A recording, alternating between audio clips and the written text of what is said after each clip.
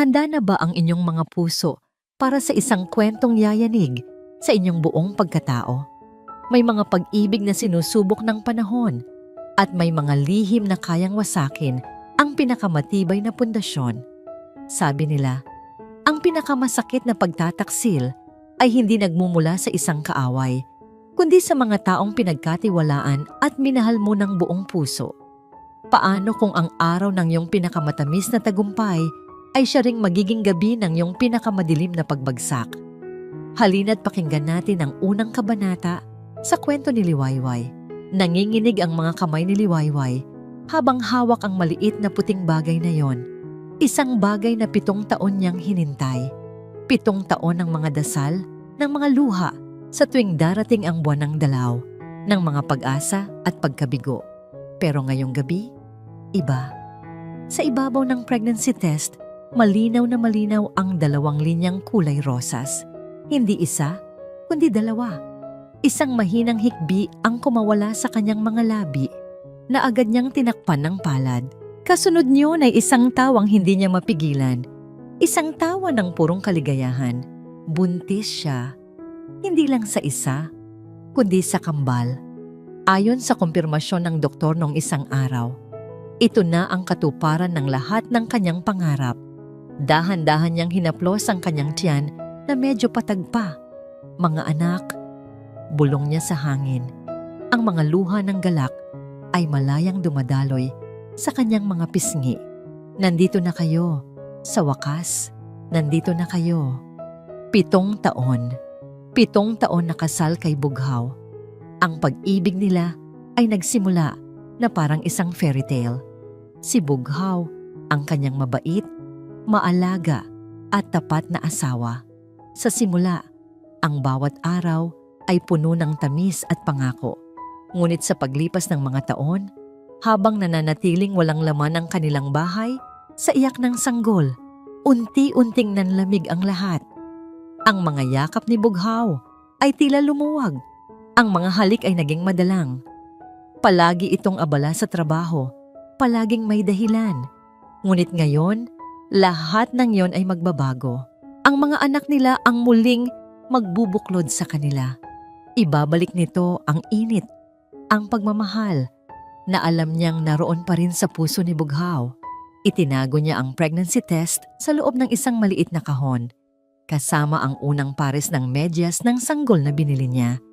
Ito ang magiging sorpresa niya para kay Bughaw ngayong gabi, sa gitna ng selebrasyon para sa anibersaryo ng kasal ng kanyang mga biyenan. Perpekto ang tiyempo. Lumabas siya ng banyo, ang puso ay nag-uumapaw sa saya. Ang ingay at tawanan mula sa hardin ay sumalubong sa kanya. Ang buong pamilya Montes ay naroroon, masayang nagkukwentuhan.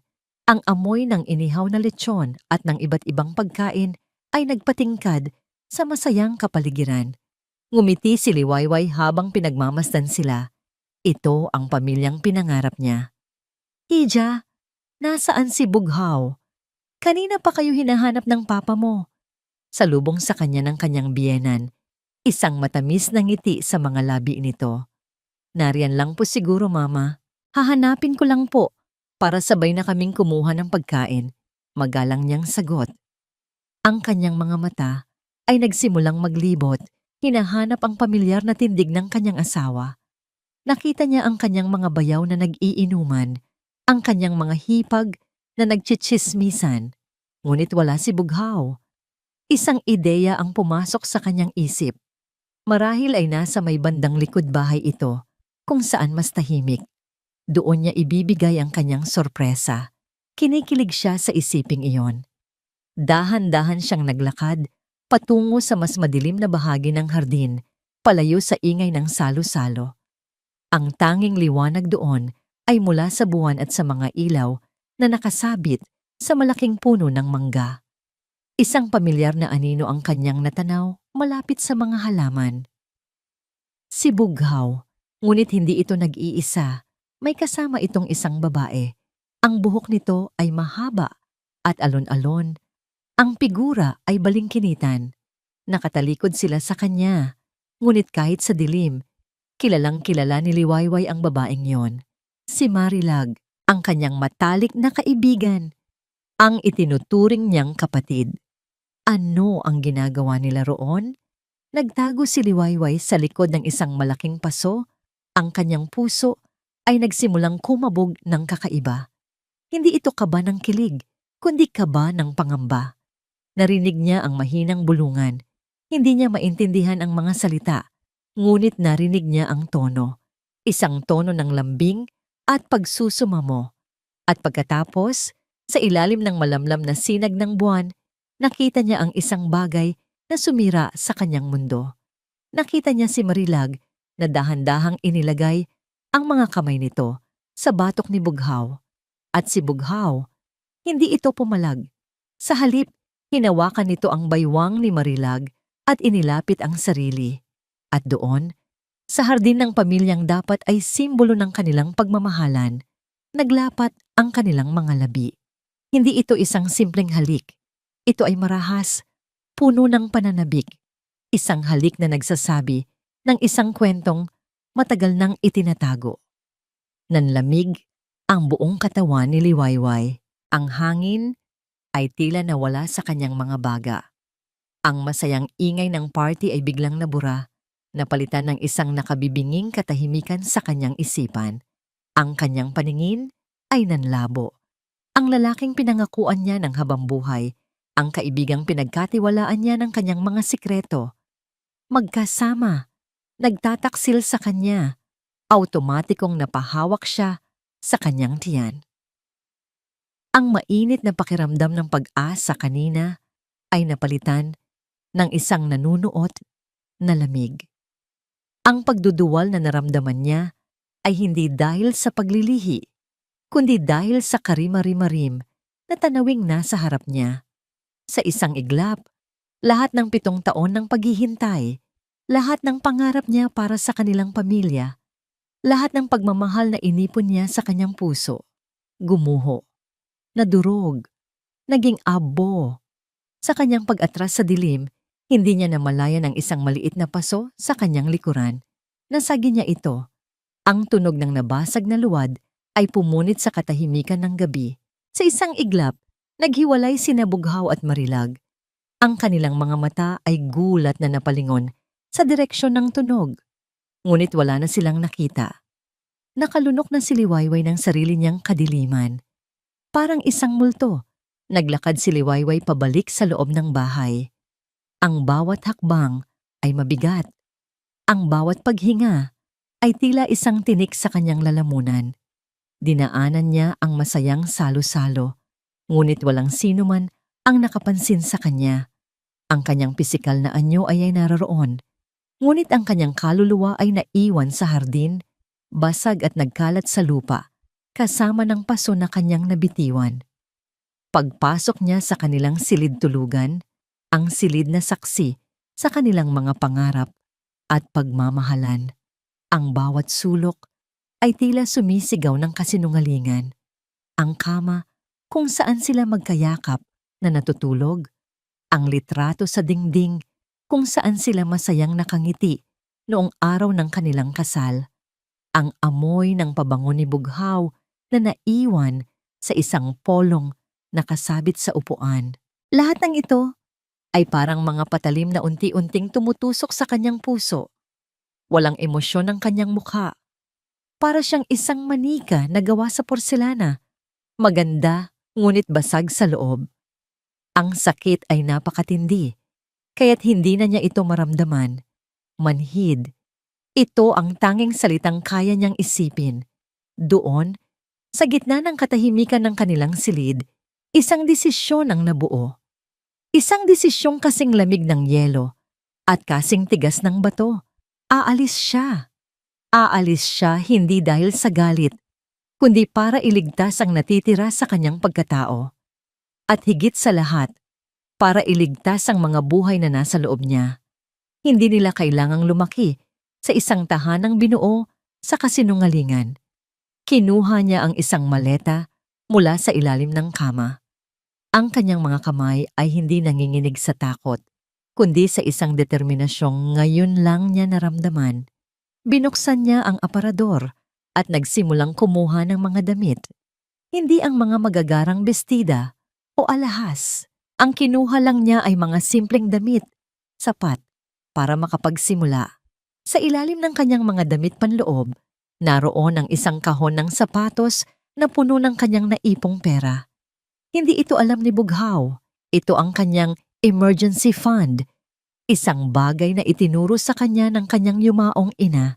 Hindi niya akalain na ang emergency na yon ay darating sa ganitong paraan. Habang isinasara na niya ang maleta, ang kanyang mga mata ay napadako sa isang maliit na paper bag sa sulok. Ang laman yon ay ang mga unang gamit ng sanggol na binili niya. Isang pares ng medyas, isang maliit na bonet. Saglit siyang natigilan. Ang mga bagay na ito ay simbolo ng pangarap na kasama si Bughaw. Pangarap na ngayon ay isa ng bangungot. Halos iwan na niya ito, ngunit isang malakas na pagtibok mula sa kanyang sinapupunan ang pumigil sa kanya. Hindi. Ang mga ito ay hindi para sa kanila ni Bughaw. Ang mga ito ay para sa kanya at sa kanyang mga anak. Dahan-dahan niyang kinuha ang paper bag at inilagay sa loob ng maleta. Ang huling bagay na kanyang tiningnan ay ang kanilang wedding picture sa ibabaw ng side table. Ang kanilang mga ngiti ay tila isang panunuya sa kasalukuyan. Sa tabi nito, may isang maliit na lalagyanan ng alahas. Dahan-dahan, itinaas ni Liwayway ang kanyang kaliwang kamay. Ang kanyang wedding ring, ang gintong bilog na simbolo ng kanilang walang hanggang pag-ibig, ay kumikinang sa ilaw ng lampara. Walang hanggan. Isa palang napakalaking biro. Hinubad niya ito. Ang balat sa ilalim nito ay mas maputi. Isang marka ng 7 taon ng katapatan. Katapatang sinuklian ng kataksilan. Inilagay niya ang sing-sing sa ibabaw ng salamin ng picture frame sa mismong tapat ng nakangiting mukha ni Bughaw. Habang ginagawa niya iyon, isang butil ng luha ang pumatak mula sa kanyang mata. Isa lang, ngunit ang bigat niyon ay katumbas ng bigat ng buong mundo. Ito na ang huli, bulong niya sa sarili. Ang huling luhang papatak para sa'yo. Hinila niya ang kanyang maleta at tahimik na lumabas ng silid. Muli niyang dinaanan ng party, isang anino sa gitna ng liwanag. Walang nakapansin, walang nakakaalam na sa gabing iyon, isang mundo ang nawasak at isang pamilya ang tuluyang gumuho. Nang makalabas siya ng gate, hindi na siya lumingon pa. Ang bawat hakbang palayo sa bahay na yon ay isang hakbang palapit sa isang hindi tiyak na kinabukasan. Ngunit sa unang pagkakataon, sa loob ng ilang oras, nakahinga siya ng maluwag. Inilagay niya ang kanyang kamay sa kanyang tiyan.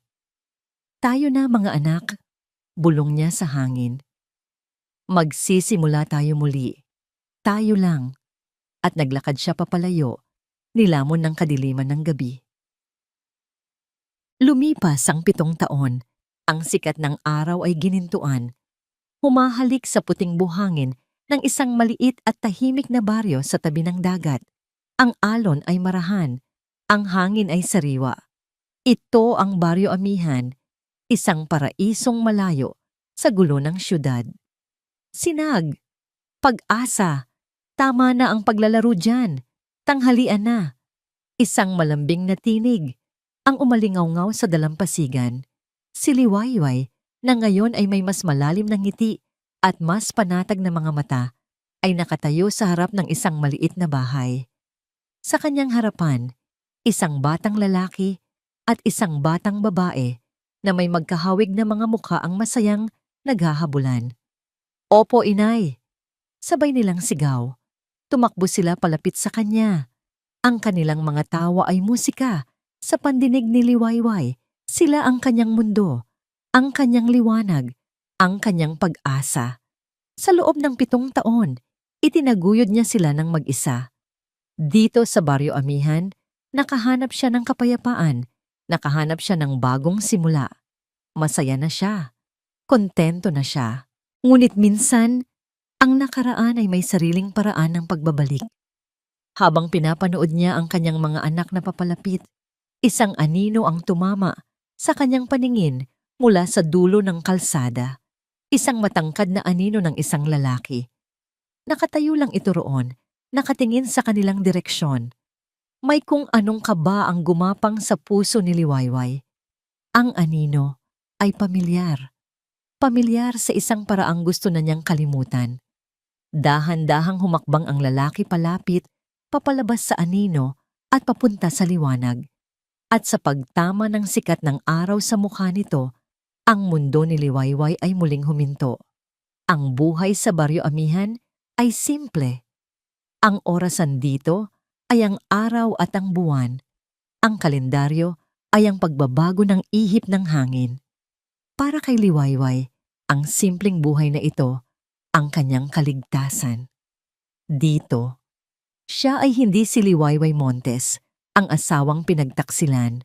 Dito, siya lang si Inay Liway, ang mag-isang ina na nagmamay-ari ng isang maliit na tindahan na nagbebenta ng halos lahat ng bagay, mula sa suka at toyo hanggang sa mga gamot at tinapay.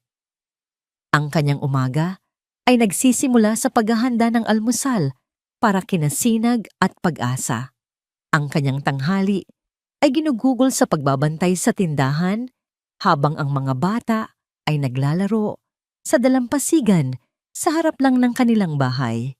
At ang kanyang gabi ay nagtatapos sa pagbabasa ng mga kwento at pagyakap sa dalawang pinakamahalagang tao sa kanyang buhay.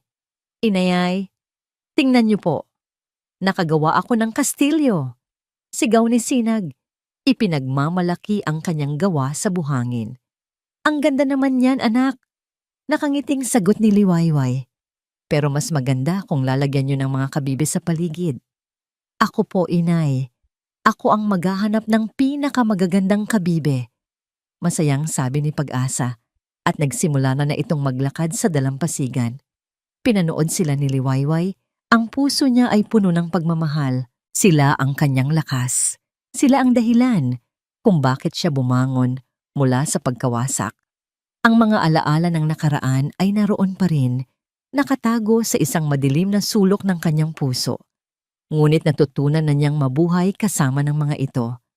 Natutunan niyang huwag hayaang lamunin siya ng dilim dahil mayroon siyang 2 araw na nagbibigay liwanag sa kanyang buhay. Ngunit ang kapayapaan ay isang marupok na bagay at sa isang iglap lang, maaari itong mabasag. Iyon ang sandaling nakita niya ang anino sa dulo ng kalsada. Ang anino ng isang lalaking dahan-dahang naglalakad palapit. Sa una, hindi niya ito pinansin. Maraming turista ang dumarating sa Baryo Amihan. Ngunit habang papalapit ang lalaki, may isang pamilyar na kilos, isang pamilyar na tindig, na nagpatindig ng mga balahibo sa kanyang batok. At nang tuluyan na itong makalabas sa liwanag, ang mundo ni Liwayway ay gumuho sa ikalawang pagkakataon. Bumaba si Bughaw mula sa bus. Ang alikabok ng mahabang biyahe ay dumikit sa kanyang damit. 7 taon. 7 taon ng walang katapusang paghahanap. Pinuntahan niya ang lahat ng lugar na posibleng puntahan ni Liwayway.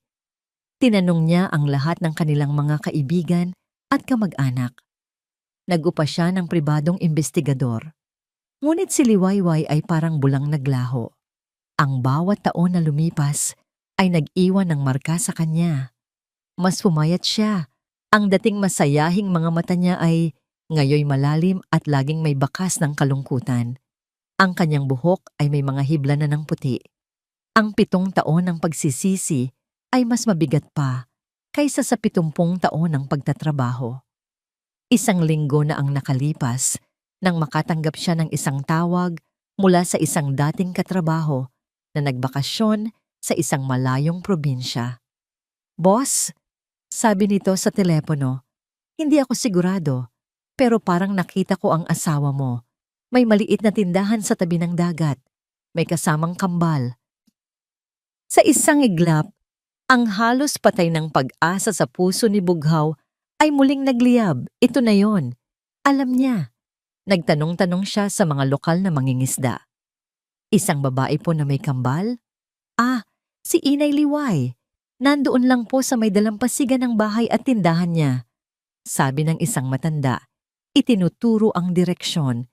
Habang naglalakad si Bughaw, ang kanyang puso ay kumakarera. Ano ang sasabihin niya? Paano siya magsisimula? Paano kahihingi ng tawad para sa 7 taong sakit at pag-iisa? At pagkatapos, natanaw niya sila. Isang babae na nakatayo sa harap ng isang bahay, ang buhok ay hinahangin, at 2 bata na naglalaro sa buhanginan. Natigilan siya. Ang babae, si Liwayway nga. Mas simple ang kanyang ayos ngayon, ngunit ang ganda niya ay tila hindi kumukupas. At ang mga bata, ang mga anak niya, hindi niya alam. Hindi niya alam na may mga anak sila. Ang katotohanan yon ay sumampal sa kanya ng mas malakas pa kaysa sa sampal ng hangin mula sa dagat. Para siyang naestatwa, pinapanood lang sila mula sa malayo.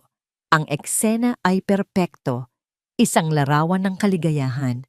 Isang kaligayahang winasak niya. Sa wakas, humugot siya ng lakas ng loob. Humakbang siya. 1, 2, 3. Hanggang sa marating niya ang lugar kung saan malinaw na siyang makikita. Nakita niyang natigilan si Liwayway. Nakita niya ang pagbabago sa ekspresyon nito mula sa pagiging kalmado, naging pagtataka, at nauwi sa isang bagay na halos ikamatay niya. Takot. Nakita niya ang purong takot sa mga mata ng babaeng minsan ay tumingin sa kanya nang may buong pagmamahal. Hindi na niya napigilan ang sarili. Isang salita ang kumawala sa kanyang mga labi. Isang salitang puno ng 7 taong pananabik at pagsisisi. Liway. Ang boses na yon. Ang boses na minsan ay himig sa kanyang pandinig, ngayon ay parang kulog na bumasag sa kanyang tahimik na mundo. Naniga si Liwayway sa kanyang kinatatayuan. Ang ngiti sa kanyang labi ay naglaho, napalitan ng isang maskara ng pagkagulat at pangamba. Paano? Paano siya nahanap dito? Inay, sino po siya? Tanong ni Pag-asa, na ngayon ay nakakapit na sa kanyang palda, nararamdaman ang takot ng ina. Si Sinag naman ay tumayo sa pagitan nila ng lalaki. Tila isang maliit na sundalong handang protektahan ang kanyang ina. Hindi makasagot si Liwayway. Ang kanyang isip ay blanko. Ang tanging tumatakbo rito ay ang imahe ng gabing iyon. Si Bughaw at si Marilag sa hardin. Ang sakit ay bumalik, sariwa at matalim, na para bang kahapon lang nangyari. Nakita niya ang paghakbang ni Bughaw. Isang hakbang palapit. At iyon ang gumising sa kanya. Ang takot ay napalitan ng isang damdaming mas malakas. Ang pangangailangang protektahan ang kanyang mga anak. Sila ang kanyang buhay. Hindi niya hahayaang guluhin sila ng multo ng nakaraan. Mabilis niyang hinila ang 2 bata sa kanyang likuran. Ikinukubli sila mula sa paningin ni Bughaw. Itinaas niya ang kanyang kamay na para bang kaya nitong pigilan ng isang paparating na panganib. Ang kanyang boses, nang sa wakas ay lumabas, ay nanginginig, ngunit puno ng lason. Umalis ka! Sigaw niya, ang bawat salita ay may diin. Huwag kang lalapit sa amin. Ang mga salita ni Liwayway ay tumama kay Bughaw na parang isang malakas na sampal. Masakit. Mas masakit pa sa 7 taon ng pag-iisa. Ang babaeng minamahal niya, ang ina ng kanyang mga anak, ay nakatingin sa kanya na parang isa siyang halimaw. Liway, pakiusap. Mag-usap tayo. Sabi niya, ang kanyang boses ay basag. At puno ng pagsusumamo, itinaas niya ang kanyang mga kamay, ipinapakitang wala siyang masamang intensyon. Kahit 5 minuto lang. Ngunit ang mukha ni Liwayway ay parang isang pader na gawa sa yelo. Ang init ng pagmamahal na minsan niyang nakita roon ay wala na. Ang natira na lang ay isang disyertong malamig at walang katapusan. Wala tayong dapat pag-usapan, matigas niyang sagot. Ang kanyang mga kamay ay mahigpit na nakahawak sa balikat ng kanyang mga anak, na tila natatakot na sa isang iglap ay kukunin sila ni Bughaw. 7 taon kang nanahimik. dapat ay ipinagpatuloy mo na lang. Ang bawat salita ay isang punyal. Alam ni Bughaw na karapat-dapat siya sa mga ito, ngunit hindi nito binawasan ang sakit. Hindi ako nanahimik, Liway. Hinanap kita. Desperado niyang sabi. Araw-araw, gabi-gabi. Sa loob ng 7 taon, hinanap kita. Isang mapait na tawa ang kumawala sa lalamunan ni Liwayway. Isang tawang walang bahid ng saya, puno ng pangungutya. Hinanap? Para saan, Bughaw? Para muling wasakin ang buhay ko? Para ipagpatuloy ang mga kasinungalingan mo? Ang mga bata sa likod niya ay tahimik lang. Ang kanilang mga mata ay nagpapalipat-lipat mula sa galit na mukha ng kanilang ina patungo sa malungkot na mukha ng estranghero. Hindi kasinungalingan ang lahat, Liway. Nagkamali ako, oh. Isang malaking pagkakamali na habang buhay kong pagsisisihan, pero hayaan mo akong magpaliwanag. Pakiusap ni Bughaw. Hindi ko kailangan ng paliwanag mo. Putol ni Liwayway. Ang kailangan ko ay kapayapaan. Kapayapaang ibinigay mo sana kung hindi ka na nagpakita. Kaya ngayon, umalis ka na. Bago pa ako tumawag ng mga tanod dito sa baryo. Sa huling salitang yon, tinalikuran na niya si Bughaw. Hinila niya ang kanyang mga anak, papasok sa kanilang bahay at malakas na isinara ang pinto. Ang tunog ng pagsasara ng pinto ay parang isang hatol, isang pinal, na pagtataboy, na yumanig sa buong pagkatao ni Bughaw. Naiwan siyang nakatayo roon, mag-isa sa ilalim ng sikat ng araw. Ang puso ay durog na durog. Nakita na niya si Liwayway, ngunit ngayon niya naramdaman na mas malayo pa ito sa kanya kaysa noong hindi pa niya ito nahahanap. Gabi. Ang buong baryo amihan ay tahimik na. Tanging ang marahang hampas ng alon sa dalampasigan ang maririnig. Ngunit sa loob ng bahay ni Liwayway, ang katahimikan ay nakabibingi. Hindi siya makatulog. Matapos niyang patulugin sina Sinag at Pag-asa, umupo siya sa maliit nilang sala, nakatingin sa bintanang nakaharap sa dagat. Ang imahe ni Bughaw ay paulit-ulit na bumabalik sa kanyang isipan. Ang lungkot sa mga mata nito, ang pagsusumamo sa boses nito. Isang bahagi niya ang gustong maniwala.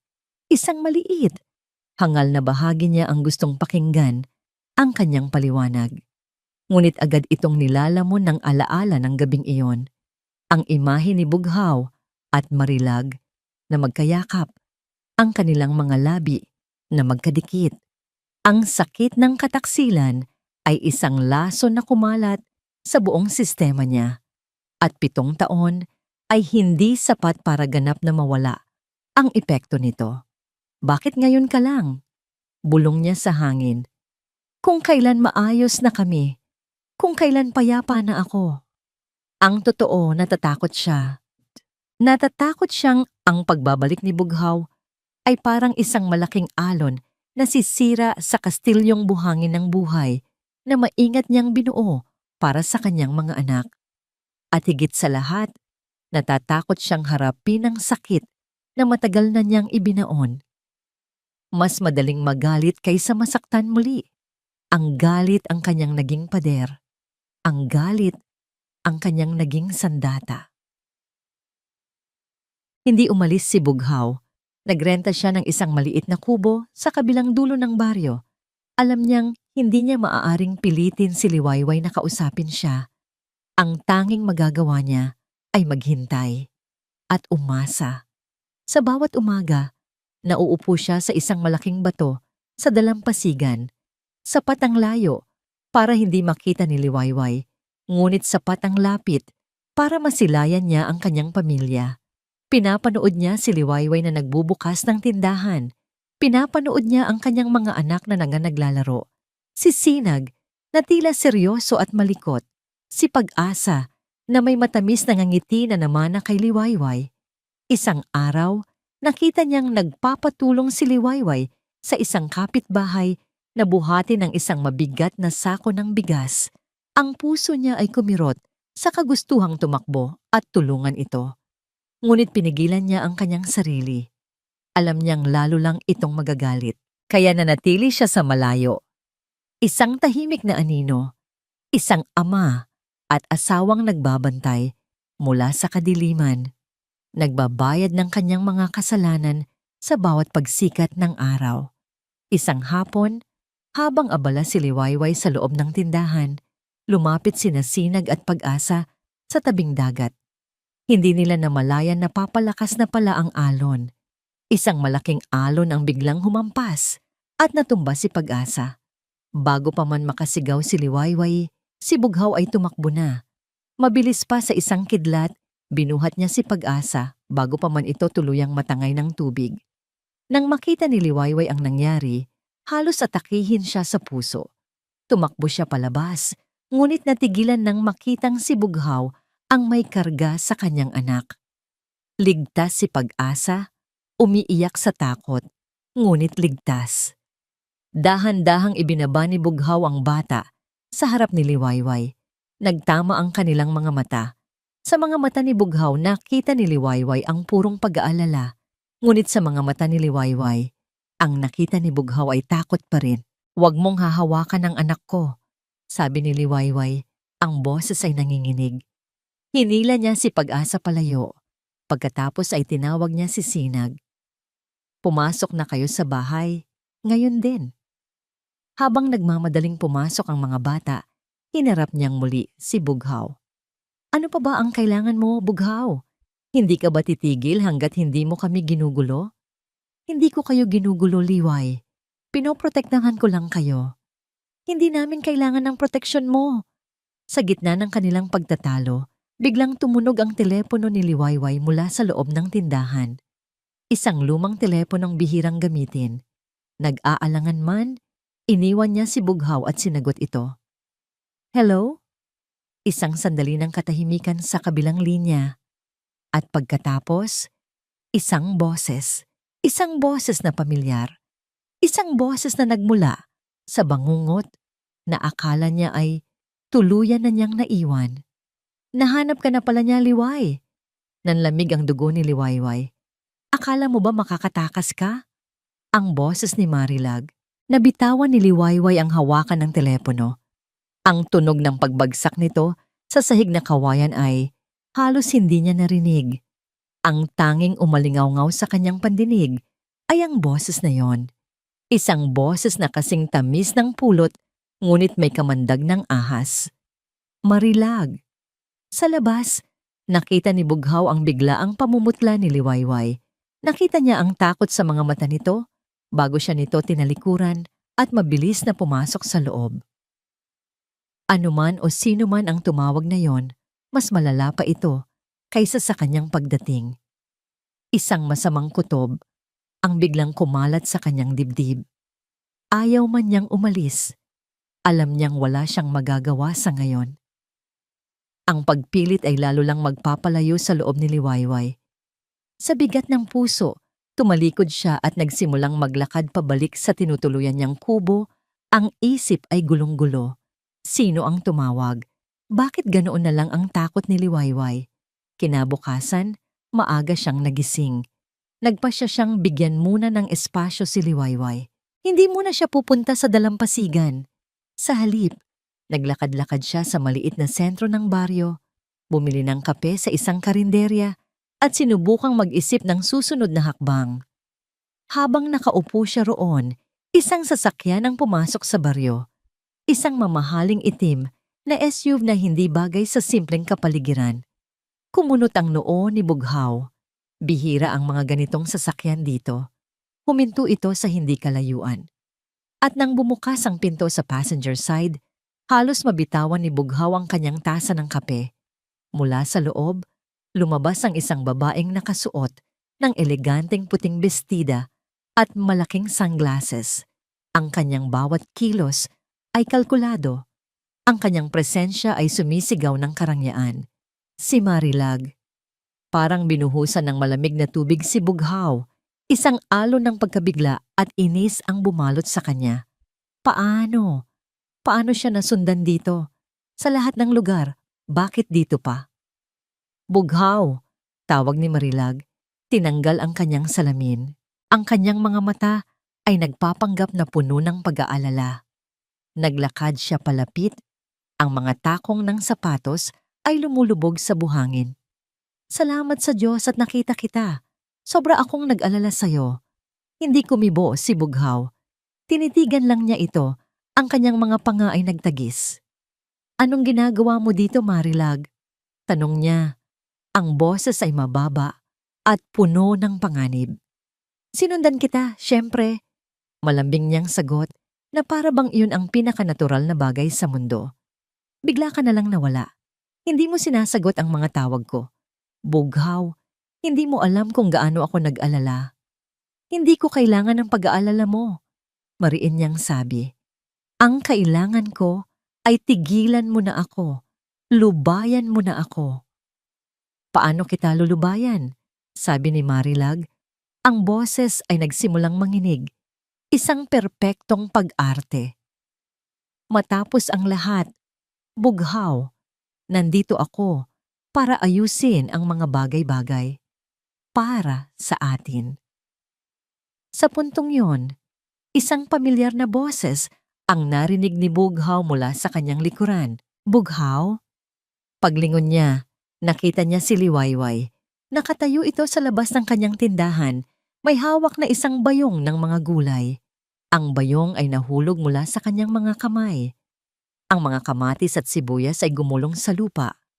Ang kanyang mga mata ay hindi nakatingin kay Bughaw, kundi kay Marilag. At sa mga matang yon, nakita ni Bughaw ang kumpirmasyon ng lahat ng kanyang kinatatakutan. Ang pagdududa ay napalitan ng kasuklam-suklam na katiyakan. Para kay Liwayway, ang eksenang ito, siya at si Marilag na magkasama muli, ay patunay na walang nagbago. Liway, nagsimulang magpaliwanag si Bughaw, ngunit naunahan na siya ni Marilag. Liwayway, kamusta ka na? Sabi ni Marilag. Ang boses ay puno ng huwad na pagkagulat at tuwa. Lumapit ito kay Bughaw at mahigpit na kumapit sa braso nito. Hindi ko akalain na dito ka rin pala namin mahahanap. Ang salitang namin. Ang simpleng salitang yon ay tumatak sa isipan ni Liwayway na parang isang markang bakal. Hindi sumagot si Liwayway. Tiningnan lang niya ang kamay ni Marilag na nakakapit sa braso ni Bughaw. Pagkatapos ay tumingin siya kay Bughaw, isang tingin na puno ng galit at pandidiri. Walang salitang namutawi sa kanyang labi. Tumalikod lang siya, pumasok sa kanyang tindahan, at isinara ang pinto. Tingnan mo ang ginawa mo, sigaw ni Bughaw, marahas na inalis ang kamay ni Marilag. Sinira mo na naman ang lahat. Ako pa ang naninira, ganti ni Marilag. Ang kanyang boses ay hindi na malambing. Bughaw, hinanap kita dahil kailangan nating mag-usap. May mga bagay na hindi mo basta-basta matatakasan. Wala tayong dapat pag-usapan. Tapos na tayo, Marilag. 7 taon na. Tapos na. Tumawa si Marilag nang mapakla. Huwag mong kalimutan, Bughaw, na mayroon tayong isang sikretong hindi mo kayang talikuran. Isang sikretong habambuhay na magbubuklod sa ating dalawa. Natigilan si Bughaw. Ang pagbabantang iyon, ang lason sa kanyang mga salita. Pakiramdam niya ay nasukol siya. Pakiramdam niya ay bumalik siya sa bangungot na 7 taon niyang sinubukang takasan. Kinahapunan. Habang si Liwayway ay nag-aayos ng mga paninda, isang anino ang tumabon sa kanyang pintuan. Inangat niya ang kanyang tingin, handa nang itaboy si Bughaw. Ngunit hindi si Bughaw ang nandoon. Nakatayo si Marilag sa kanyang harapan, nakangiti. Isang ngiting hindi umaabot sa kanyang mga mata. Pwede ba tayong mag-usap, Liway? Bilang magkaibigan? Sabi nito. Hindi na tayo magkaibigan. Malamig na sagot ni Liwayway. Hindi natinag si Marilag. Humakbang ito papasok sa tindahan. Pinagmasdan ang simpleng lugar. Alam mo, naawa ako sa'yo. Tignan mo ang itsura mo. Tignan mo ang buhay mo. Ito ba talaga ang gusto mo? Hindi kumibo si Liwayway. Nagpatuloy si Marilag. Ang kanyang boses ay parang isang bulong ng demonyo. Bumalik ka na lang sa dati mong buhay. Kalimutan mo na si Bughaw. Hindi mo alam kung ano ang isinakripisyo ko para sa kanya, para sa amin. Hindi mo alam kung ano ang isinakripisyo ko para sa kanya, para sa amin. Ang mga salitang yon ni Marilag ay tumatak sa isip ni Liwayway na parang lason. Kahit na umalis na ito, ang mga salita ay nanatili.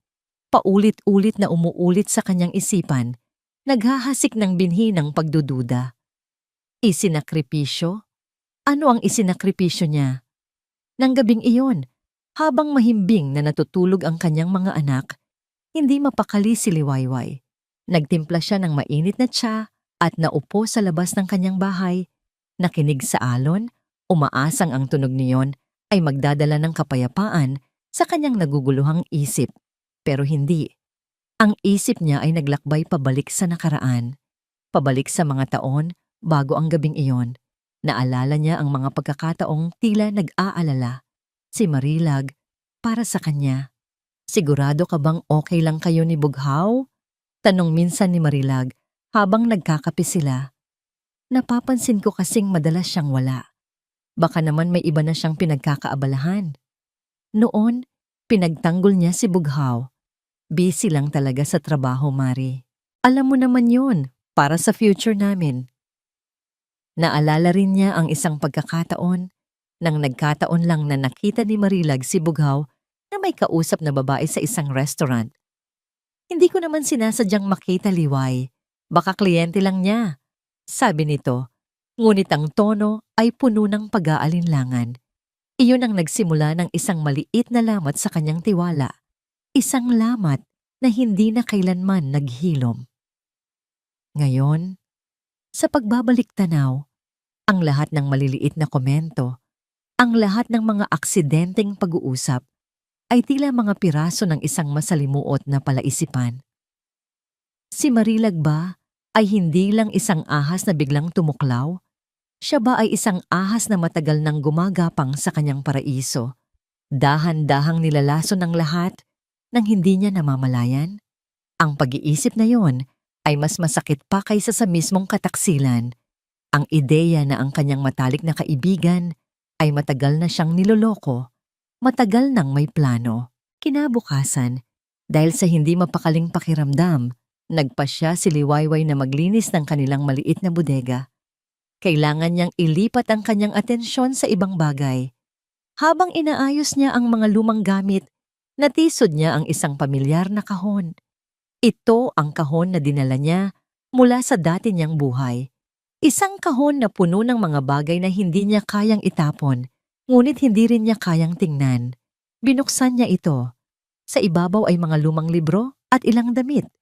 Ngunit sa ilalim, may isang mas maliit na kahon na nakabalot sa tla. Ang kanyang memory box. Nanginginig ang kanyang mga kamay habang inaalis niya ang takip. Ang unang bumungad sa kanya ay ang amoy ng lumang papel at mga tuyong bulaklak. Sa loob, naroon ang mga litrato nila ni Bughaw noong mga unang taon nila. Masaya, puno ng pag-ibig, at walang kamalay-malay sa hinaharap.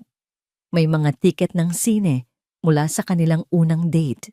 Mayroon ding isang tuyong rosas na ibinigay nito sa kanya noong unang anibersaryo nila.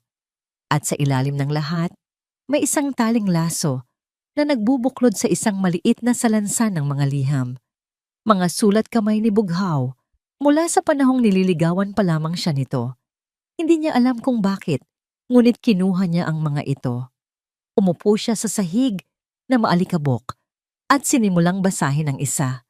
Mahal kong Liwayway, isang araw na naman ang lumipas na hindi kita nakita at pakiramdam ko ay isang taon na ang nagdaan.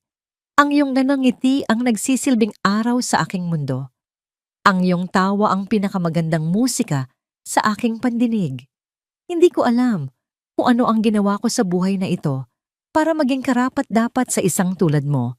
Pero ipinapangako ko, gagawin ko ang lahat para mapasaya ka habang buhay. Nagmamahal, Bughaw sunod-sunod niyang binasa ang mga sulat. Ang bawat salita ay puno ng katapatan. Ang bawat pangungusap ay puno ng pangako. Ito ang Bughaw na minahal niya. Ito ang lalaking pinakasalan niya. Ito ang lalaking nawala sa paglipas ng panahon. Isang mainit na likido ang pumatak sa papel. Luha.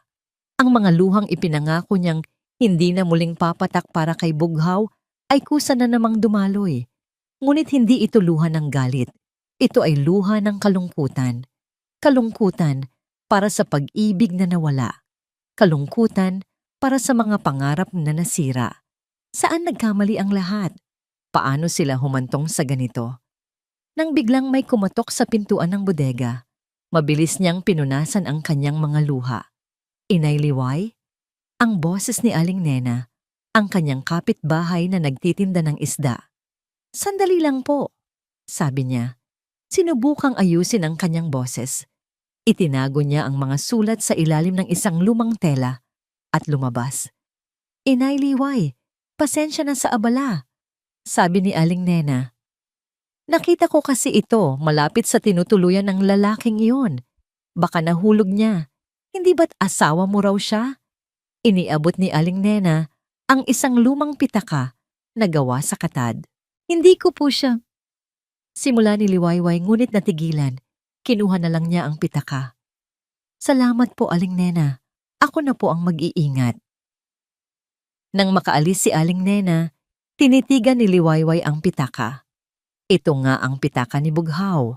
Ang pitakang regalo niya noong unang Pasko nila bilang mag-asawa. Luma na ito at gasgas na, ngunit halatang iningatan. Dahil sa kuryosidad, binuksan niya ito. Halos walang laman, walang pera. May ilang resibo at isang luma niyang ID. Ngunit sa likod ng maliit na plastic window, kung saan karaniwang inilalagay ang litrato, may isang bagay na nagpatigil sa kanyang paghinga. Isang litrato niya. Isang litratong kuha noong bago pa lang sila. Nakangiti siya, ang buhok ay umihip sa hangin. Ang litrato ay lumana, kupas na ang mga kulay at may mga tupi na sa gilid. Isang litratong halatang laging tinitingnan. Isang litratong dumaan sa 7 taon ng paghahanap. Hinigpitan ni Liwayway ang hawak sa pitaka. Ang kanyang puso ay naguguluhan. Ang lalaking nagtaksil sa kanya ay siya ring lalaking nag-iingat ng kanyang lumang litrato sa loob ng 7 taon. Ang lalaking kasama ni Marilag ay siya ring lalaking sumulat ng mga liham na puno ng pag-ibig. Sino ba talaga si Bughaw? Ang taong nakita niya sa hardin? O ang taong nag-iwan ng mga bakas ng pagmamahal sa nakaraan? Sa unang pagkakataon sa loob ng 7 taon, hindi na sigurado si Liwayway. Mula sa bintana ng kanyang tinutuluyang kubo, tanaw ni Bughaw ang pagdating ni Marilag sa baryo. Ang bawat paghakbang nito, ang bawat ngiti nito sa mga taong nadaraanan ay parang isang palabas, isang mapanganib na palabas. At alam ni Bughaw, siya ang pangunahing manonood na nakatali sa upuan. Pinagsisisihan niya ang araw na nagpadala siya sa tukso. Isang gabi lang iyon ng kahinaan. Pagod sa trabaho, nalulumbay dahil sa paulit-ulit na pagkabigong magkaanak at nalalasing. Ginamit ni Marilag ang kahinaang iyon. At mula noon, hindi na siya tinigilan. Sa loob ng 7 taon, habang hinahanap niya si Liwayway, si Marilag ay parang isang aninong laging nakabuntot. May mga pagkakataong bigla na lang itong susulpot sa apartment niya, magwawala, magbabanta. May mga panahong tatawag ito nang paulit-ulit sa kalagitnaan ng gabi. Umiiyak, nagsusumamo. Sinubukan niya itong iwasan, sinubukan niyang putulin ang lahat ng koneksyon, ngunit laging may paraan si Marilag para mahanap siya. Si Marilag ay hindi lang basta isang desperadong babae.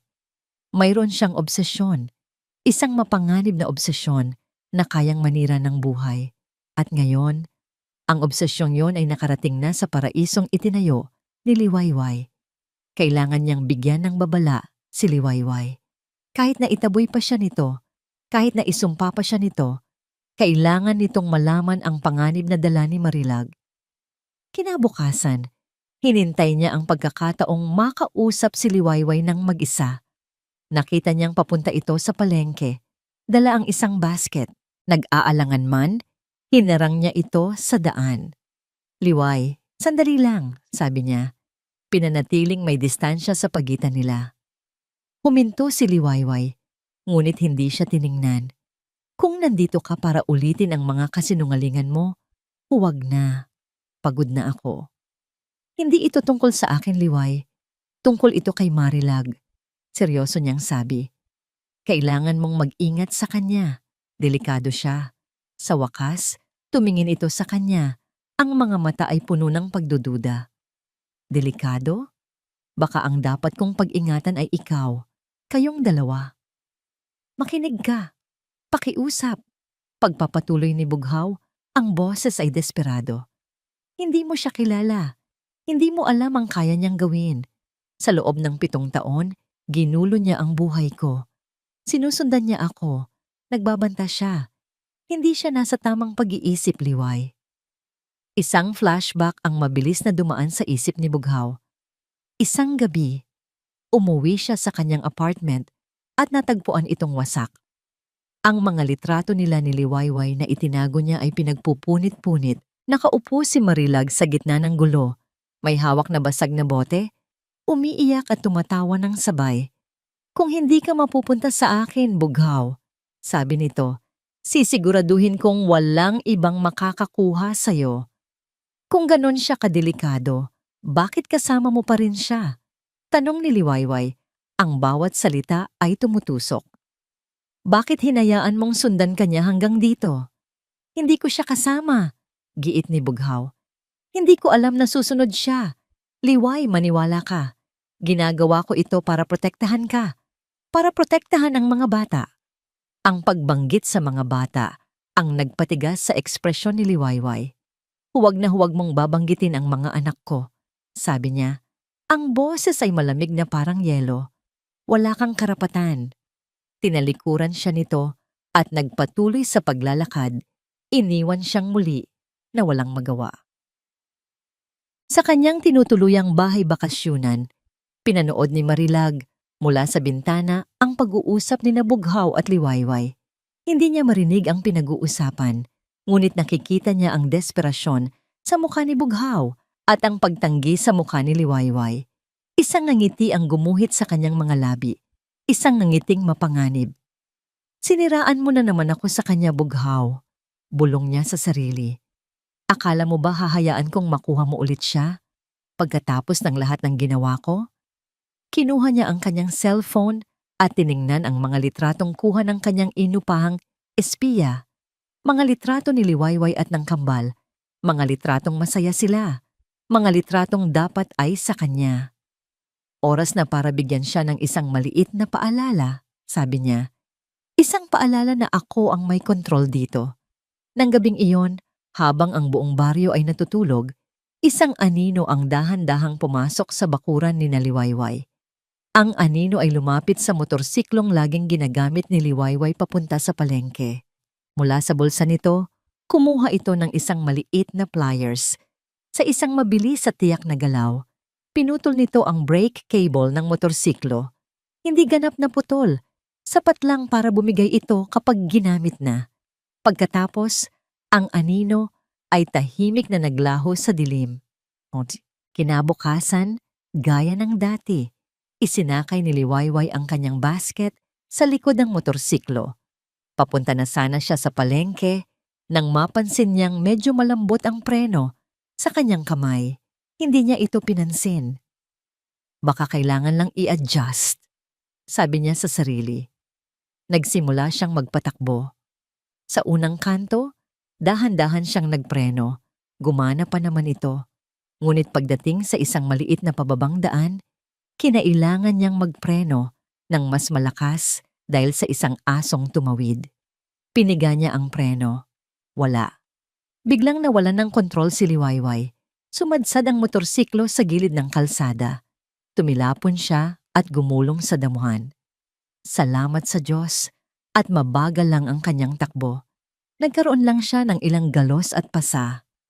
Ngunit ang takot ang siyang yumanig sa kanya. Paano kung mas mabilis ang takbo niya? Paano kung may kasama siyang isa sa mga anak niya? Habang sinusubukan niyang itayo ang motorsiklo, isang tao ang tumakbo palapit para tulungan siya. Si Bughaw. Liway, Ayos ka lang? Tanong nito. Ang mukha ay puno ng pag-aalala. Ayos lang ako, sabi niya. Tinatabig ang tulong nito. Ngunit hindi siya pinansin ni Bughaw. Ang atensyon nito ay napunta sa motorsiklo. Bilang isang dating mahilig sa motor, may alam siya sa mekanika.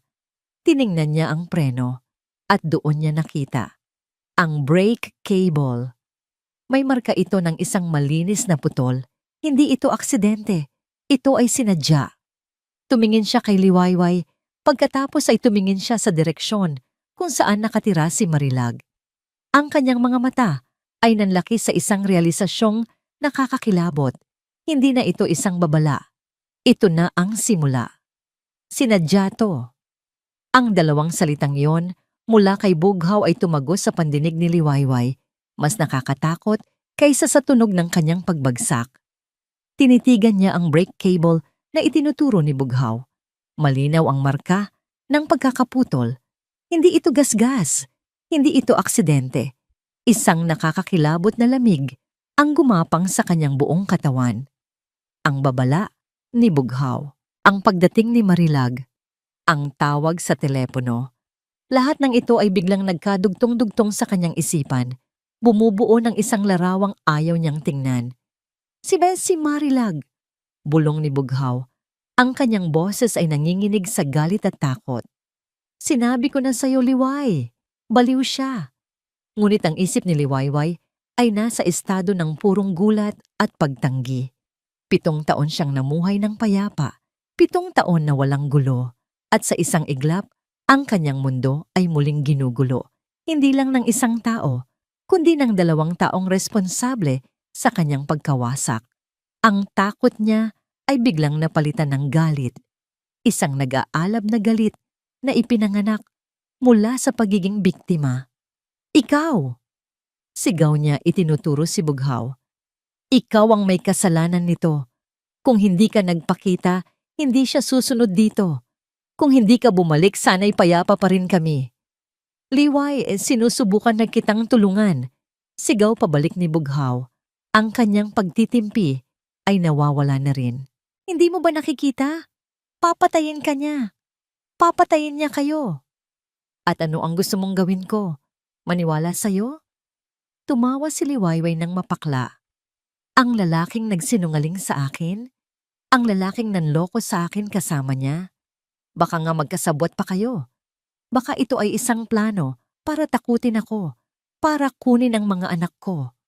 Ang akusasyon ay sumampal kay Bughaw ng napakalakas. Ang ideya na iisipin ni Liwayway na kaya niyang saktan ang sarili niyang mga anak ay isang bagay na hindi niya kayang tanggapin. Hindi mo alam ang sinasabi mo. Sabi niya, ang boses ay puno ng sakit. Hinding-hindi ko sasaktan ang mga anak ko. Hindi mo sila anak. Ang sagot ni Liwayway ay mabilis at matalim. Nawalan ka ng karapatan sa kanila noong gabi na pinili mo si Marilag. Ako lang ang nagpalaki sa kanila. Ako lang ang magulang nila. Ang bawat salita ay isang suntok sa sikmura ni Bughaw. Alam niyang may katotohanan sa sinasabi ni Liwayway. Wala siya sa tabi nila. Hindi niya nakita ang kanilang unang pagngiti, unang paghakbang, unang salita. Ngunit hindi nito binabago ang katotohanang dugo niya ang nananalaytay sa kanila. Liway, pakiusap. Umalis na tayo dito. Itatakas ko kayo. Desperado niyang sabi. Kahit saan, basta malayo sa kanya. Umalis? Muling tumawa si Liwayway. Para ano? Para sumama sa'yo? At pagkatapos, iiwan mo ulit kami kapag nagsawa ka na? O baka naman isasama mo pa si Marilag sa ating paglalakbay? Ang pangungutya sa boses niya ay hindi na makayanan ni Bughaw. Ano pa ba ang kailangan kong gawin para maniwala ka? Tanong niya. Ang kanyang mga balikat ay napabagsak sa pagkatalo. Ano pa ba ang kailangan kong patunayan? Humarap sa kanya si Liwayway. Ang kanyang mga mata ay nag-aapoy sa galit, ngunit sa ilalim niyon, nakita ni Bughaw ang takot at sakit na pilit niyang itinatago. Ang kailangan kong gawin mo ay umalis, sabi niya. Ang kanyang boses ay mababa ngunit pinal. Umalis ka sa Baryo Amihan, umalis ka sa buhay namin, at wag na huwag ka nang magpapakita pa. Pero Liway, nasa panganib kayo. Mas malaking panganib ang dala mo. Putol niya. Ikaw ang bagyo, ikaw ang lason. Lahat ng gulo sa buhay ko, nagsimula sa'yo. At pagkatapos, sinabi niya ang mga salitang tuluyang pumatay sa natitirang pag-asa sa puso ni Bughaw. Sana hindi ka na lang bumalik. Sana hindi na lang kita nakilala. Isang nakabibinging katahimikan ang namagitan sa kanila. Tanging ang hangin at ang alon ang maririnig. Tinitigan ni Bughaw si Liwayway, ang babaeng pinangarap niyang makasama muli. Ang babaeng hinanap niya sa loob ng 7 taon. Ngayon ay nakatayo sa kanyang harapan. Hinihiling na sana ay hindi na lang sila nagkakilala. Wala nang natirang salita. Wala nang natirang lakas para lumaban. Sa isang mabagal at masakit na paggalaw, tumango si Bughaw. Sige, bulong niya. Ang kanyang boses ay halos hindi marinig. Kung yan ang gusto mo, tumalikod siya. Bawat hakbang palayo ay parang paghakbang sa ibabaw ng mga bubog. Ang kanyang likod ay nagpapahayag ng isang pagkatalong hindi na mababawi. Ang kanyang pag-asa, ang kanyang misyon. Sa loob ng 7 taon, lahat ay nawala. Nang makita ni Liwayway ang papalayong anyo ni Bughaw, ang galit na kanyang naramdaman ay biglang naglaho, napalitan ng isang nakapanlulumong kahungkagan. Isinara niya ang pinto ng kanyang tindahan, isinandal ang kanyang likod dito, at dahan-dahang napaupo sa sahig. Doon, sa gitna ng kanyang mga paninda, niyakap niya ang kanyang mga tuhod at humagulgol. Umiyak siya para sa takot, para sa galit, para sa nawalang pag-ibig, at para sa katotohanang kahit anong gawin niya, hindi na niya kayang ibalik ang dating sila. Sa hindi kalayuan, mula sa bintana ng kanyang inuupahang bahay, pinanood ni Marilag ang pag-alis ni Bughaw at ang pagsasara ng pinto ni Liwayway. Isang nangiting tagumpay ang sumilay sa kanyang mga labi. Kinuha niya ang kanyang telepono, oras, na para tapusin ang lahat. Ang mga luhang pumatak sa sahig ng tindahan ni Liwayway ay hindi luha ng kalungkutan, kundi luha ng takot. Ang bawat salitang binitiwan niya kay Bughaw ay bumabalik sa kanya na parang mga multo. Itinaboy niya ang tanging taong nakakaalam sa panganib na dala ni Marilag. Ngayon, mag-isa na lang siya. Mag-isa niyang haharapin ang demonyo. Hindi. Hindi siya mag-isa. Kasama niya ang kanyang mga anak. At iyon ang nagbigay sa kanya ng isang determinasyong hindi pa niya naramdaman kailanman. Kailangan nilang umalis, ngayon din. Sa isang iglap, ang kanyang panlulumo ay napalitan ng isang desperadong pagkilos. Tumakbo siya papasok sa kanilang bahay. Sinag! Pag-asa! Gumising kayo mga anak! Yugyug niya sa 2 bata na mahimbing na natutulog. Nagising sila, naguguluhan at inaantok. Inay, bakit po? Tanong ni Sinag. Kinukusot ang kanyang mga mata. Aalis tayo anak, may pupuntahan tayong mas magandang lugar. Sabi ni Liwayway. Sinisikap na panatilihing kalmado ang kanyang boses kahit na ang puso niya ay kumakarera na parang isang kabayong tumatakbo.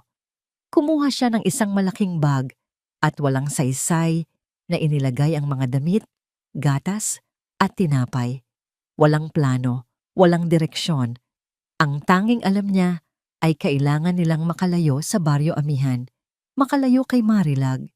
Mabilis niyang isinakay ang mga bata sa kanilang luma, ngunit matatag na owner-type jeep. Inilagay niya ang bag sa likod at pinaandar ang makina.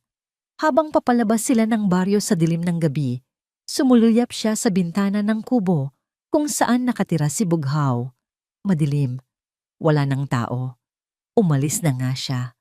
Isang kirot ang dumaan sa kanyang puso, ngunit iwinaksin niya ito. Wala ng oras para doon. Ang daan palabas ng Baryo Amihan ay isang makitid at paakyat na kalsada sa gilid ng bundok. Sa isang panig ay pader na bato at sa kabila ay isang madilim na bangin na diretsong bumabagsak sa dagat. Ang tanging liwanag niya ay ang buwan at ang dalawang ilaw ng kanyang sasakyan. Nakahinga siya nang maluwag nang marating nila ang tuktok.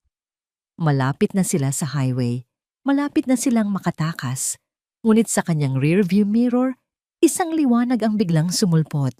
Dalawang makinang na ilaw, isang sasakyan na mabilis na umaakyat, humahabol sa kanila. Kumabog ang dibdib ni Liwayway. Sino yan? Inay, natatakot po ako, sabi ni Pag-asa mula sa likod. Kapit lang anak, malapit na tayo, sabi ni Liwayway. Ngunit ang kanyang mga kamay ay nagsimulang mamasa sa manibela. Mas bumilis ang sasakyan sa likod. Papalapit ito ng papalapit. At doon, sa ilalim ng sinag ng buwan, nakita niya ang hugis nito. Isang itim na SUV, ang sasakyan ni Marilag. Diyos ko! Bulong ni Liwayway. Tinapakan niya ang silinyador. Ngunit ang kanyang lumang jeep ay walang laban sa makapangyarihang makina ng SUV. Sa isang iglap, nasa likuran na niya ito, ang mga ilaw ay nakakasilaw sa kanyang salamin. Isang malakas na busina ang yumanig sa gabi. At pagkatapos, ang unang kalabog. Isang malakas na dagundong ang naramdaman ni Liwayway nang bahagyang banggain ni Marilag ang likuran ng kanyang jeep. Sumigaw ang mga bata. Inay! Huwag kayong bibitaw! Sigaw ni Liwayway, pilit na kinokontrol ang manibela. Muling bumangga ang SUV, mas malakas ngayon. Ang tunog ng nagkikiskisang metal ay nakakabingi. Sinubukan ni Liwayway na umiwas, ngunit ang daan ay makitid. Sa isang matalim na kurbada, sinubukan ni Marilag na i-overtake siya. Ngunit sa halip na lumampas, idinikit nito ang gilid ng SUV sa kanyang jeep. Ginigit-git sila, papalapit sa bangin. Nakita ni Liwayway ang mukha ni Marilag mula sa bintana nito. Nakangiti ito. Isang ngiting demonyo. Sa huling sandali ng desperasyon, biglang kinabig ni Liwayway ang manibela papasok. Binabangga pabalik ang SUV. Ngunit iyon ang pagkakamaling hinihintay ni Marilag. Ginamit nito ang puwersa para ipreno ng bahagya at muling banggain ang likurang gulong ng jeep. Nawalan ng kontrol ang sasakyan ni Liwayway. Umikot ito. Ang mundo ni Liwayway ay naging isang magulong imahe ng langit, bato, at kadiliman. Ang hiyawan ng kanyang mga anak, ang huling bagay na kanyang narinig, bago ang isang nakakayanig na pagbagsak, isang lagutok, isang hinto. Pagkatapos, katahimikan, dahan-dahan, iminulat ni Liwayway ang kanyang mga mata. May dugo sa kanyang noo. Umiikot ang kanyang paningin. Sinag, Pag-asa? Mahina niyang tawag. Inay! Umiiyak na sagot ng dalawa mula sa likod. Buhay sila. Tumingin si Liwayway sa harapan. Ang windshield ay basag na parang gagamba. At sa labas nito, wala siyang makita, kundi mga bituin at ang madilim na karagatan sa ibaba. Ang harap na bahagi ng kanilang jeep ay nakalambitin sa bangin. Ang tanging pumipigil sa kanila sa pagkahulog ay ang mga likurang gulong na nakakapit pa sa lupa. Ang bawat maliit na paggalaw ay nagdudulot ng isang nakakatakot na pag-ugoy. Ang tunog ng pagbukas ng pinto ng kotse ay pumunit sa katahimikan. Kasunod nito ang mga yabag. Isang anino ang tumayo sa gilid ng kalsada, sa tabi ng kanilang bintana. Si Marilag. Nakatayo lang ito roon. Kalmado, ang buhok ay hinahangin. Tinitingnan niya sila na parang isang Diyos na nagpaparusa. Saan ka pupunta, Liway? Tanong ni Marilag. Ang kanyang boses ay malamig at walang emosyon. Dito nagtatapos ang lahat. Nang biglang, isang malakas na tunog ng humaharurot na sasakyan ang narinig mula sa kabilang direksyon. Isang pares ng maliwanag na ilaw ang tumutok sa kanila. Isang luma at malaking pickup truck ang huminto ng biglaan. Ang mga gulong ay umuusok. Bumukas ang pinto. Isang lalaki ang lumabas. Ang kanyang mukha ay puno ng isang damdaming hindi mailarawan. Isang halo ng takot, galit at determinasyon. Liwayway. Sigaw ni Bughaw. Ang kanyang boses ay umalingaw-ngaw sa katahimikan ng gabi. Hindi umalis si Bughaw. Pagkatapos ng mga masasakit na salitang binitiwan ni Liwayway, naglakad lang siya pabalik sa kanyang kubo. Kinuha ang kanyang mga gamit at sumakay sa kanyang sasakyan. Ngunit sa halip na umalis sa Baryo Amihan, ipinarada lang niya ito sa isang madilim na eskinita kung saan tanaw niya ang bahay ni Liwayway. Hindi niya kayang umalis. Isang malakas na kutob ang nagsasabi sa kanyang may gagawing masama, si Marilag. Hindi niya mapapatawad ang kanyang sarili kung may mangyari sa kanyang pamilya dahil sa kanyang pag-alis. Kaya naghintay siya, isang aninong nagbabantay. At nang makita niyang biglang umilaw ang bahay ni Liwayway at pagkatapos ay ang pag-alis ng owner-type jeep nito sa gitna ng gabi, alam niyang tama ang kanyang kutob. Sinundan niya ito, pinanatili ang distansya, ang kanyang puso ay kumakabog sa takot. Nang makita niyang sumunod din ang SUV ni Marilag, ang takot na yon ay naging purong pangamba. Pinaharurot niya ang luma, ngunit malakas na pickup truck na hiniram niya mula sa isang mangingisda. Ngunit huli na ang lahat. Naabutan niya ang eksena sa mismong sandali ng trahedya. Ang jeep ni Liwayway na nakabitin sa bingit ng kamatayan at si Marilag na nakatayo sa labas, tila isang anghel ng kadiliman. Liwayway! Ang sigaw ni Bughaw ay nagpatigil sa lahat. Maging si Marilag ay nagulat. Napalingon ito sa kanya. Ang kalmadong ekspresyon ay napalitan ng galit. Bughaw, anong ginagawa mo dito? Dapat umalis ka na, sigaw ni Marilag. Ngunit ang mga mata ni Bughaw ay hindi nakatingin sa kanya. Nakatutok ito sa sasakyan kung saan naroon ang kanyang buong mundo. Nakikita niya ang takot sa mukha ni Liwayway sa likod ng basag na salamin. Naririnig niya ang yak ng kanyang mga anak. Sa isang iglap, ang lahat ay naging malinaw. Ang 7 taon ng pagsisisi, ang 7 taon ng paghahanap. Lahat ng yon ay humantong sa sandaling ito. May isang paraan lang para itama ang lahat. Isang paraan lang para bayaran ang kanyang kasalanan. Isang paraan lang para iligtas sila. Ang kanyang pagmamahal ay naging sanhi ng kanilang pagkawasak. Ngayon, ang pagmamahal ding iyon ang magiging kanilang kaligtasan. Huwag mong gagalawin ang pamilya ko, Marilag, sabi ni Bughaw. Ang kanyang boses ay kalmado sa isang paraang nakakatakot. Pamilya mo? Tumawa si Marilag ng may kabaliwan. Wala ka ng pamilya, Bughaw. Pinili mo yan. At ngayon, kung hindi ka mapupunta sa akin, sisiguraduhin kong wala ka nang babalikan. Itinuro ni Marilag ang jeep. Isang tulak lang, Bughaw. Isang tulak lang at tapos na ang lahat ng problema. Ngunit hindi na nakikinig si Bughaw. Ang kanyang mga mata ay nagtama sa mga mata ni Liwayway. Sa mga matang yon, sa kabila ng takot, nakita niya ang isang kislap ng pag-unawa. Tila sa wakas, sa bingit ng kamatayan, naintindihan na nito ang lahat. Sumakay muli si Bughaw sa pickup truck. Bughaw, anong gagawin mo? Sigaw ni Marilag. Napansin ang determinasyon sa kanyang mukha. Hindi siya sumagot. Sa halip, kinuha niya ang kanyang cellphone. Nag-dial siya ng isang numero. Ang numero ni Liwayway. Sa loob ng jeep, narinig ni Liwayway ang pagring ng kanyang telepono sa sahig. Nanginginig ang kamay na dinampot niya ito. Bughaw! Liway! Ang boses ni Bughaw ay kalmado. Ngunit may panginginig ng emosyon.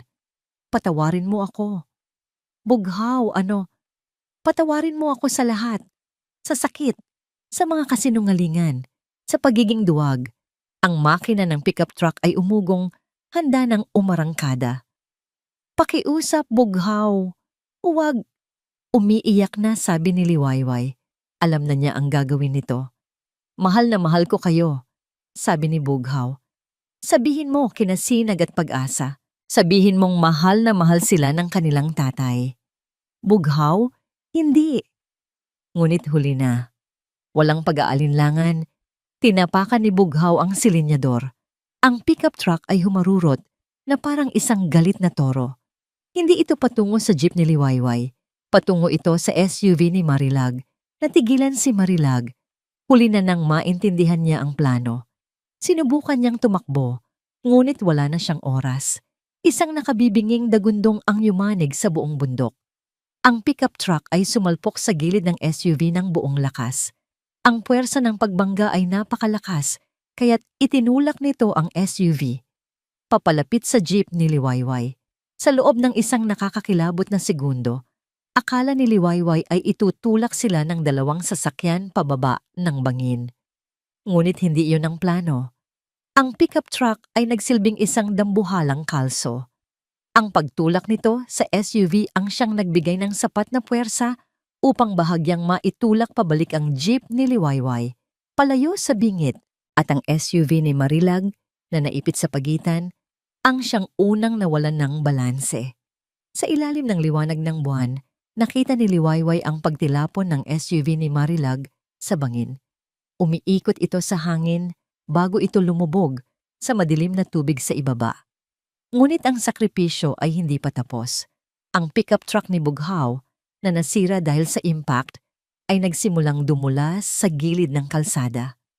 Ang lupa sa ilalim nito ay gumuho. Ang bakal ay kumikis-kis sa bato. Humarap si Bughaw sa bintana. Tinitingnan si Liwayway sa huling pagkakataon. Isang maliit na ngiti ang sumilay sa kanyang mga labi. Isang ngamang ngiti ng kapayapaan. At pagkatapos, sa isang mabagal, masakit na paggalaw, ang pick-up truck ay tuluyang nahulog sa kadiliman.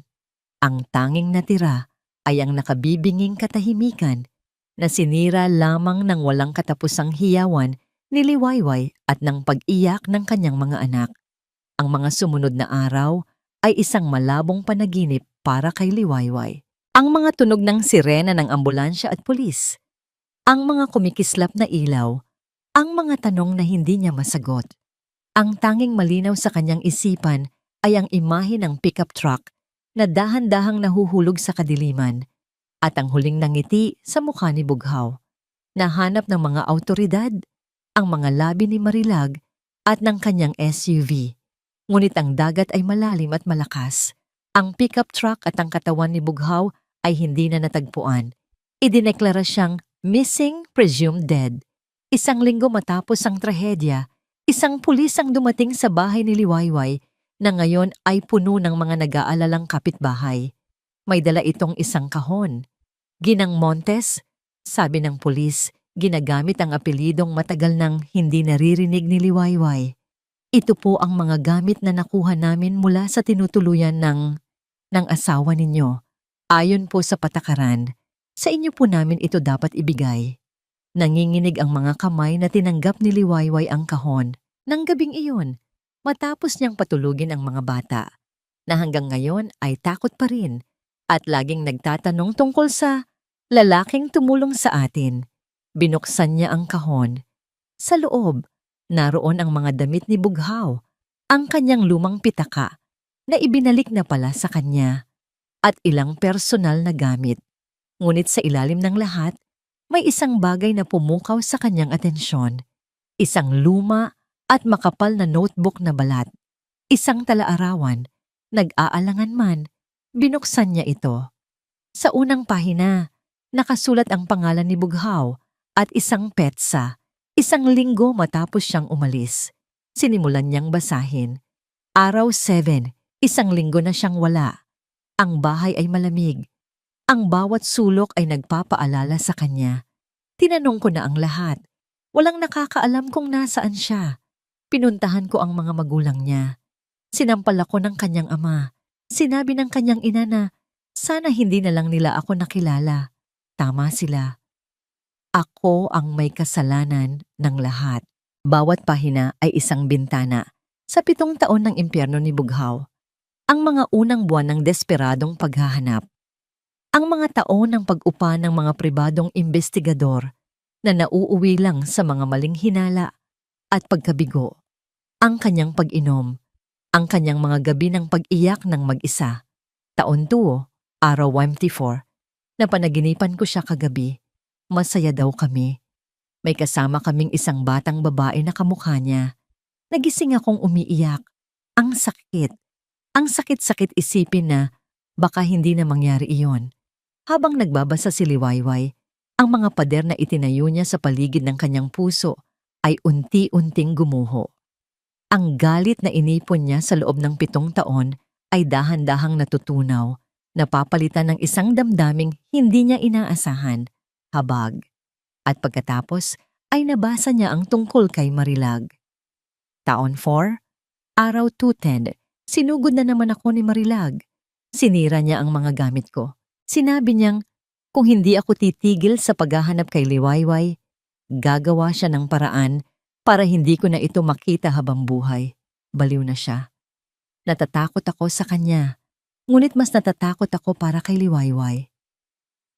Nasaan ka man, mahal ko, sana ay ligtas ka. Doon naintindihan ni Liwayway ang lahat. Hindi kasabwat si Bughaw.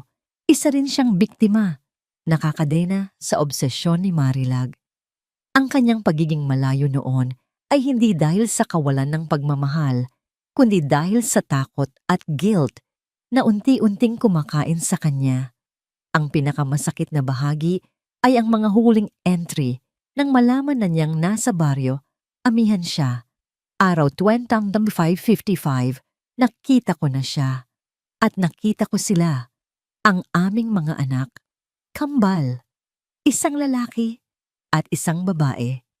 Ang saya-saya ko, ngunit kasabay niyon ay ang sakit.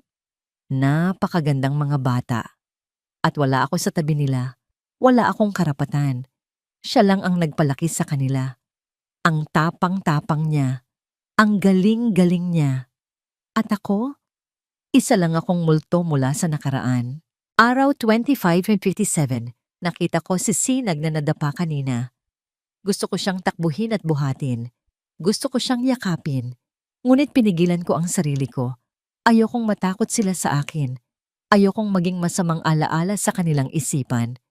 Kaya tiningnan ko na lang sila mula sa malayo. Iyon na lang siguro ang papel ko sa buhay nila. Ang maging tagabantay mula sa anino. Isang malakas na hikbi ang kumawala kay Liwayway. Niyakap niya ang talaarawan. Ang mga pahina ay nabasa ng kanyang mga luha. Ang lalaking itinaboy niya, ang lalaking sinabihan niyang sana'y hindi na lang niya nakilala, ay ang lalaking handang maging anino para lang maprotektahan sila. Kinabukasan, isang lalaking naka-Amerikana ang dumating. Isang abogadong nagpakilalang si Attorney Sandoval, ang abogado ni Bughaw.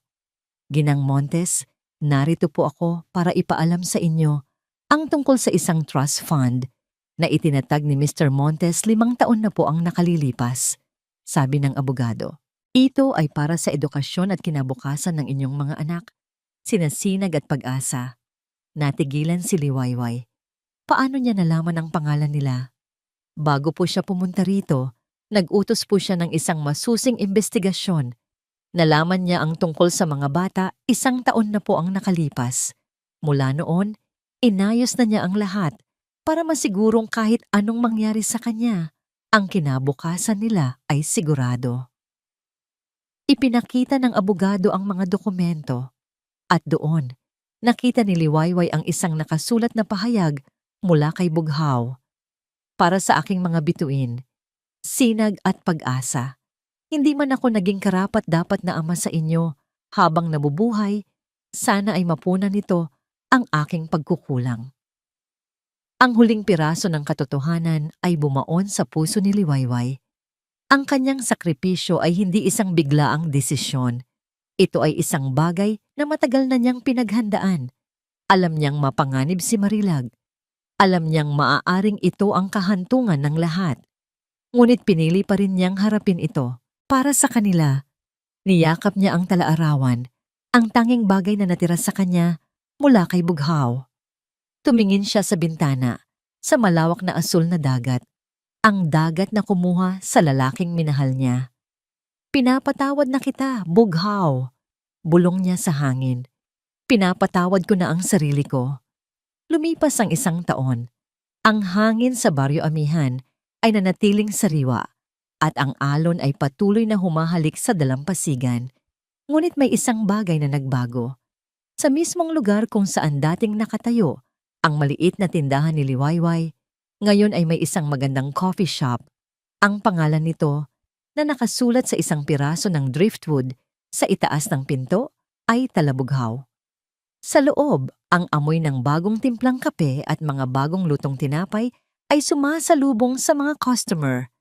Ang mga dingding ay pinalamutian ng mga litrato ng dagat at ng mga bituin. Ang kapaligiran ay payapa, isang lugar kung saan ang mga tao ay maaaring magpahinga at magmuni-muni. Sa likod ng counter, si Liwayway ay abala sa paghahanda ng isang order. Ang kanyang mga kilos ay tiyak at puno ng kumpiyansa. Wala na ang anino ng takot sa kanyang mga mata. Sa halip, napalitan ito ng isang kalmadong liwanag, isang kapayapaang nagmumula sa loob. Hindi na siya tumatakbo mula sa nakaraan. Sa halip natutunan niyang yakapin ito. Inay, para po sa table 3, sabi ni Sinag, na ngayon ay 8 taong gulang na. Seryosong iniaabot ang isang maliit na tray. Siya ang tumutulong sa pagkuha ng mga order. Salamat anak, nakangiting sabi ni Liwayway, ginugulo ng bahagya ang buhok ng bata. Ako naman po, inay. Ako na po ang maglalagay ng whipped cream. Masayang sabi ni Pag-asa, na may suot na maliit na apron na kapareho ng sa kanya. Pinanood sila ni Liwayway. Ang puso niya ay nag-uumapaw sa pagmamahal. Nakikita niya si Bughaw sa kanila. Ang pagiging seryoso at mapagprotekta ni Sinag. Ang matamis na ngiti at kabaitan ni Pag-asa. Hindi na ito nagdudulot ng sakit, kundi ng isang matamis na alaala. Nang gabing iyon, matapos isara ang coffee shop, naglatag si Liwayway ng isang kumot sa dalampasigan. Sa harap mismo ng Talabughaw, humiga sila roon, ang mag-iina. Nakatingin sa kalangitan na puno ng nagniningning na mga bituin. Inay, bakit po Talabughaw ang pangalan ng coffee shop natin? Tanong ni Pag-asa. Ang kanyang mga mata ay nakatuon sa isang partikular na maliwanag na bituin.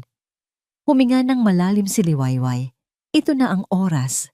Dahil ang pangalan ninyo, Sinag at Pag-asa, kayo ang aking mga tala, ang aking mga bituin.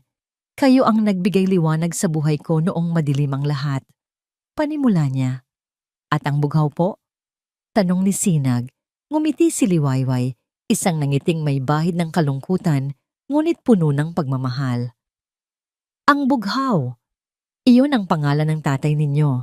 At ang bughaw, sabi niya, itinuturo ang malawak na kalangitan, ay ang kulay ng langit na laging nagbabantay sa atin.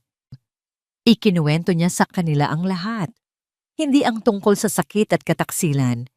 Ikinuwento niya ang tungkol sa isang lalaking minsan ay naligaw ng landas, ngunit ang puso ay laging puno ng pagmamahal. Ikinuwento niya ang tungkol sa 7 taong paghahanap. At ikinuwento niya ang tungkol sa isang gabing madilim, kung saan isang ama ang naging pinakamatapang na bayani. Ang tatay ninyo, sabi niya, ang boses ay nanginginig ngunit matatag, ay pinili na ibigay ang kanyang buhay para mailigtas tayo. Ang sakripisyo niya ang dahilan kung bakit tayo narito ngayon, ligtas at magkakasama. Hindi man natin siya kasama ngayon, pero lagi siyang nasa puso natin. At sa tuwing titingin kayo sa langit, lagi siyang nandoon. Tumingala ang 2 bata. Ang kanilang mga mata ay puno ng pagkamangha. Kaya siya po ang pinakamatapang na bituin sa bughaw na kalangitan. Bulong ni Sinag, na para bang sa sarili lang niya. Opo anak, sagot ni Liwayway, niyakap ang kanyang 2 anak. Siya ang ating tala, ang ating gabay, ang ating bughaw. Niyakap nila ang isa't isa sa ilalim ng kalangitan. Ang mga luha ay muling pumatak sa mga mata ni Liwayway, ngunit hindi na ito luha ng sakit. Ito ay luha ng pasasalamat, ng pag-ibig, at ng pagtanggap. Natagpuan niya ang kanyang binmin, at sa binmin na iyon, natutunan niyang ang tunay na pag-ibig ay hindi namamatay. Nagbabago lang ito ng anyo. Minsan, ito ay isang yakap. Minsan, ito ay isang sakripisyo.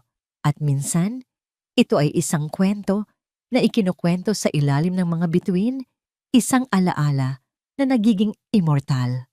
Ang tala ay laging magniningning sa bughaw na kalangitan magpakailanman. At dito po nagtatapos ang ating kwento, isang kwento ng sakit, pagsisisi at sa huli, ng isang pag-ibig na kayang lampasan kahit ang kamatayan. Ang aral na iniiwan sa atin ng kwento ni na Liwayway at Bughaw ay simple lamang. Ang pagpapatawad ay hindi para sa taong nagkasala sa atin, kundi para sa ating sariling kapayapaan. At ang tunay na pag-ibig ay nasusukat hindi sa dami ng saya, kundi sa lalim ng sakripisyo.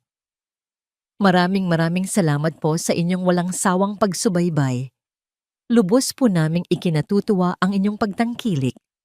Kung meron po kayong mga saloobin o komento tungkol sa ating kwento ngayong araw, huwag po kayong mag-atubiling i-type iyan sa comment section sa ibaba. Anong uri po ng kwento ang gusto ninyong marinig sa susunod? Gusto naming malaman ang inyong opinyon. Hindi dito nagtatapos ang ating paglalakbay. Marami pa pong kwentong kasing ganda at mas puno ng aral dito sa aming channel. Kung nagustuhan nyo ang kwentong ito, i-like, i-share sa pamilya at mga kaibigan at mag-subscribe na rin para lagi kayong updated sa mga susunod pa naming kwento. I-click niyo ang notification bell para kayo ang unang makarinig kapag may bago kaming upload. Pagpalain po kayo ng Panginoon, kayo at ang inyong buong pamilya hanggang sa muli.